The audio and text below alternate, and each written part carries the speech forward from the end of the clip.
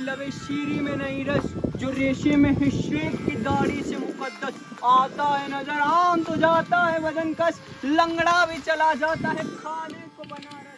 मालिक को है मकसूद की मखलूक मजा ले, क्या चीज बना दी हिट्टी उठा भी चला।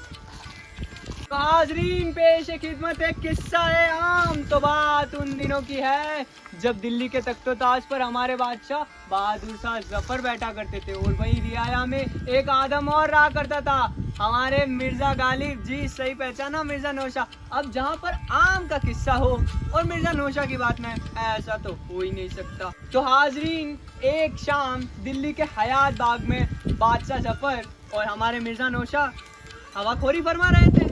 हवाखोरी करते करते वो थोड़ी देर चलते चलते एक आम के दरख्त के नीचे जा पहुंचे। अब मिर्जा नौशा आम के दरख्त को दो टूक घूरने लगे, एक पल बीता, दो पल बीता, और जब काफी देर हो गई तो बादशाह जफर ने फरमाया कि अरे मिर्जा नौशा आप क्या देख रहे हैं? तो मिर्जा नौशा ने फरमाया, अरे बादशाह हुजूर, मैंने बुजुर्गों से सुना है कि दाने दाने पर लिखा है खाने वाले का नाम, और फला का, इब्ने फला का और इब्ने फला का नाम।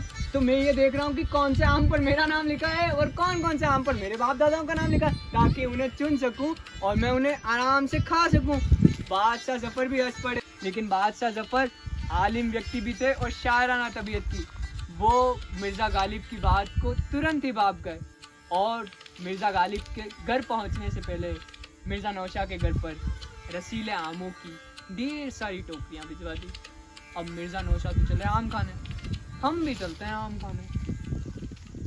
सिर्फ आम ही में नहीं, माहौल में है इसके गुलाब।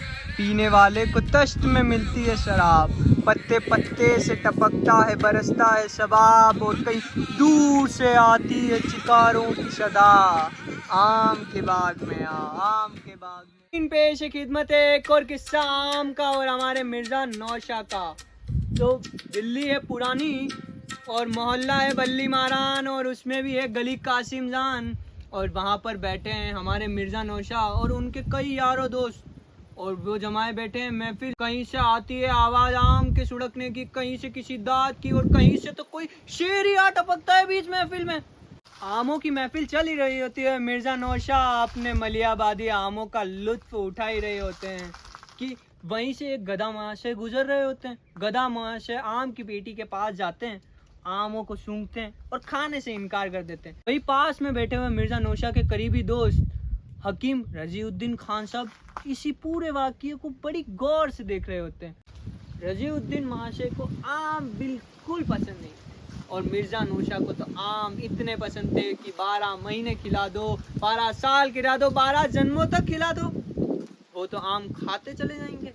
हकीम रजीउद्दीन खान उस वाक़ये को देखते हैं और मिर्जा नौशा से कहने लगते हैं कि अरे मियाँ देखा, गधे भी आम नहीं खाते। अभी हकीम साहब ने ये कहना खत्म ही क्या होता है कि मिर्जा नौशा तपाक से कहते हैं, अरे गधे ही हैं जो आम नहीं खाते।